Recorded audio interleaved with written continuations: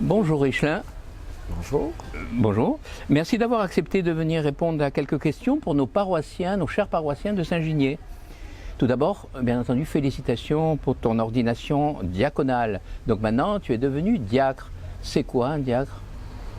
Un diacre, c'est un serviteur de l'Église, serviteur des pauvres, de la parole de Dieu et de l'Eucharistie.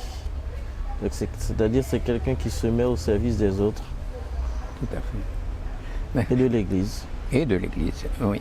Et au final, on doit t'appeler comment? Monsieur l'abbé, Richelin, mon père, enfin, Non, les gens se posent des questions. Je suis diacre en vue du presbytérat. Oui. Mais on ne m'appelle pas mon prénom. Voilà. Et on te tutoie, on te vouvoie? Il n'y a pas de souci, on peut me tutoyer. Parfait. Parfait. Alors justement, au sujet de Haïti, c'est à combien d'heures de vol de Paris, par exemple? En vol direct, c'est 9h30. Voilà, le prix du billet à peu près? Ben, ça dépend, ça change. Ah ben bien sûr. Ça peut... La fourchette? La fourchette peut-être entre 800 € à 1000 €. Ben dis donc. Alors, capitale Port-au-Prince, il y a combien de diocèses en Haïti? Il y a 10 diocèses. Oui. Et je crois que tu fais partie du diocèse de Jacmel. De Jacmel, d'accord. On va y revenir. Est-ce qu'il y a beaucoup de chrétiens en Haïti? Ben oui, c'est une terre chrétienne. Oui.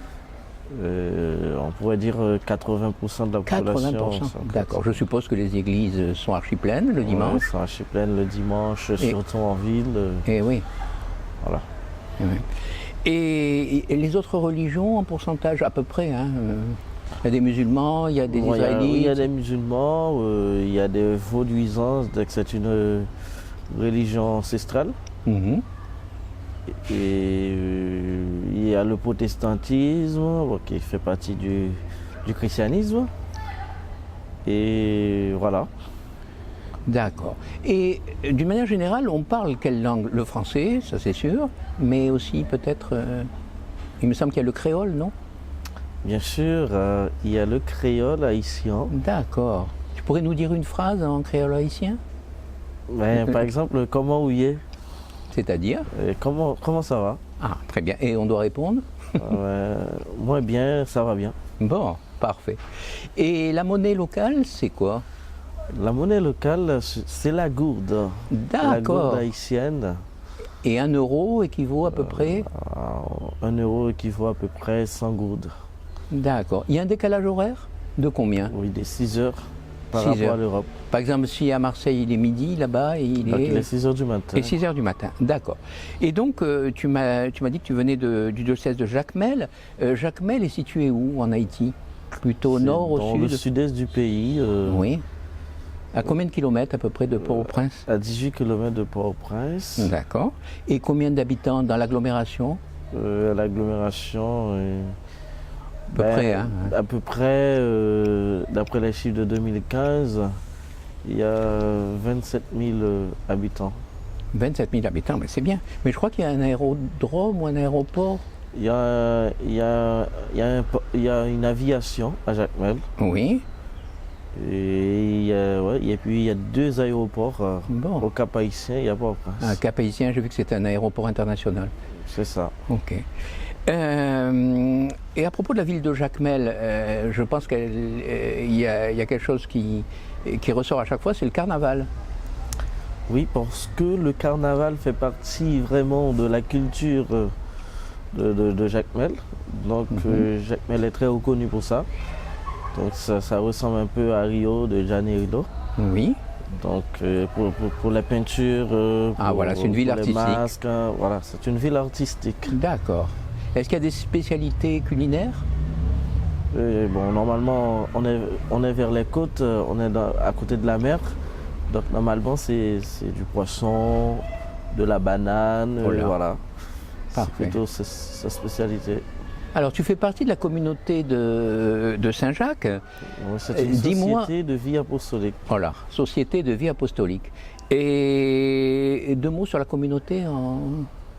C'est une société missionnaire. D'accord. Donc, on est dans 3 pays officiellement. On est en France, au Canada Au Brésil. Au Brésil. Et on est en Haïti, donc 4 pays, mais officiellement on est dans 3 pays, donc 3 régions différentes.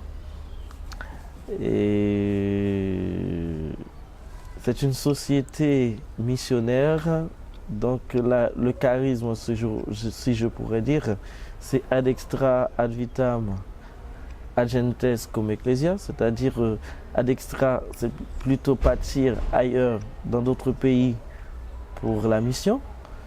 Ad vitam, c'est pour la vie.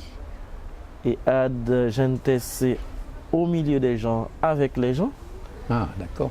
Et cum ecclesia, c'est avec l'église. Donc la mission, c'est toujours la mission de l'église. On est dans la mission de l'église. Belle mission. Très belle mission. Tu t'es donné au Seigneur, comme j'ai vu.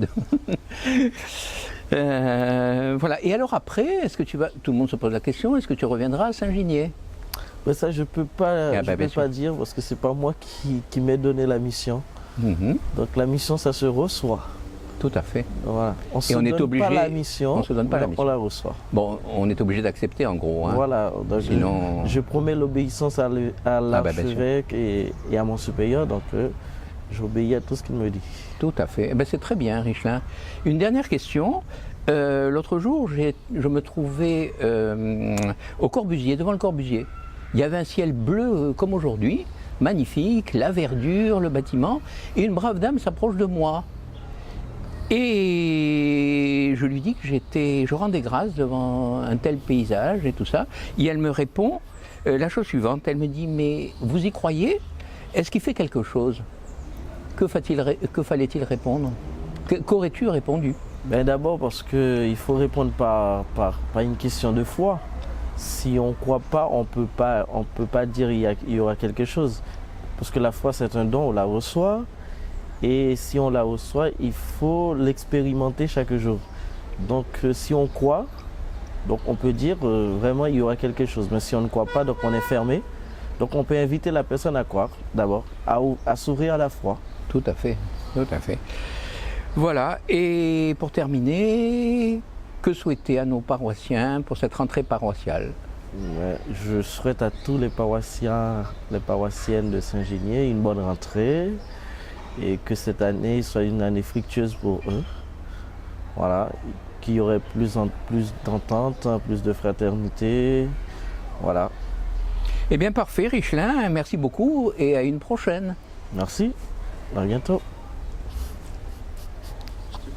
Hein, je crois que... Hein